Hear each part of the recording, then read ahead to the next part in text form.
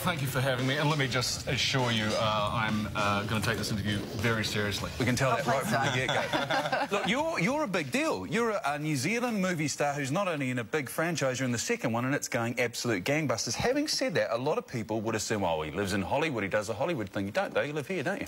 That's right, I do. I just live down the road, up in Herne Bay there, and have a great support network.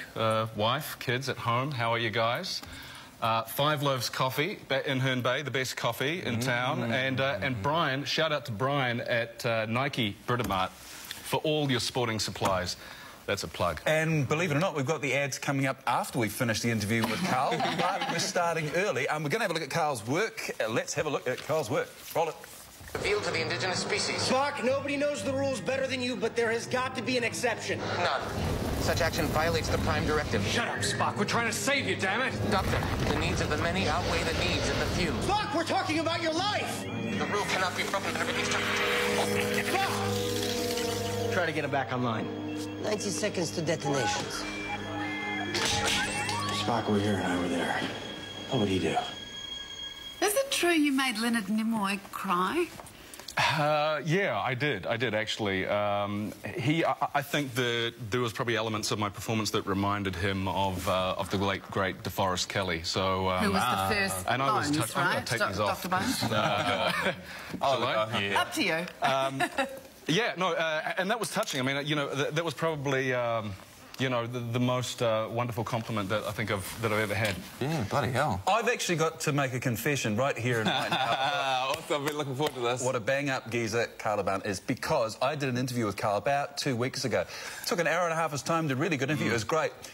Then I forgot to have it saved in the system. Needless to say, I was about as popular as a wet fart in a wedding dress. But Karl, because he's a bang-up geezer, came in and was going to have a talk with us anyway, which is really nice. Thank you very much. Look, I took one look at you and I said, these guys are professionals. Yeah. And I'm so glad I was right. Quite deceptive, eh? Yeah.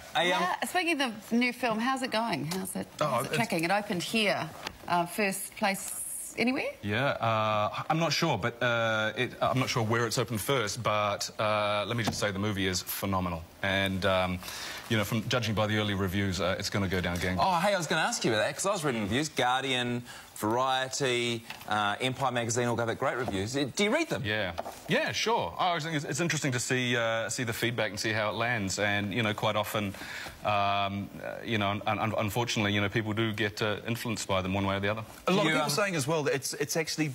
I mean, the first film did very, very well. A lot of people think this is even better. The relationship stuff and the humour stuff as well is even better than the first one. Yeah, well, you know, if the first film was about establishing these characters, this film is about, you know, deepening those relationships. And, you know, there's more action, there's more humour, more suspense, the stakes are raised. And, you know, we have a good time. And I think you can see that on the screen. And it's not just for fans either. I've never been a Star Trek fan, but I saw the first one, the first remake one. Loved it. So definitely Can you do the Vulcan thing? I can. I taught myself to do that. Oh, that's good. That's pretty good. Not too bad. That's high. Goodbye. That's big praise. Oh, I wanted to ask you, have you ever taken part in a 48-hour film festival? Because that's on later this month. No, I haven't, but that sounds like a lot of fun. Have you guys got some films to show us? Yeah, we Thanks do. for the segue, Karl. That was very good. I'm not gunning for your job or anything, mate, but, you know. I've set the bar quite low, to be honest. You were saying before you've been on that track and had a bit of a hoon round as well. I have been. I wouldn't classify it as a hoon, but yes, I have been on that track. Jeez, you must have a nice car with all that Star Trek money, Karl. I have no idea what you're talking about. Oh, come on. You're not willing to say what you drive? No, because I'm actually in line to do some real product placements. All right. If I name my brand now, then it might limit what I can advertise. We don't want to ruin any deals. You were mentioning before that you live just up the road here in Auckland. You also have a couple of sons. I think we've got sons the same age. The youngest one is called Indiana. That's correct. Yes, because you're obsessed with Indiana Jones. Well, no, actually, I'm going to stop you there. I got to name my first son Hunter. God bless.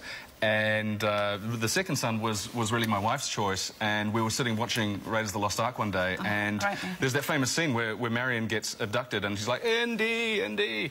And then she just looks at me and went, that's it, that's the name. So my son's named after a famous... I'm assuming Hunter after Mr. Thompson? Pardon? A Hunter after S. Thompson? No.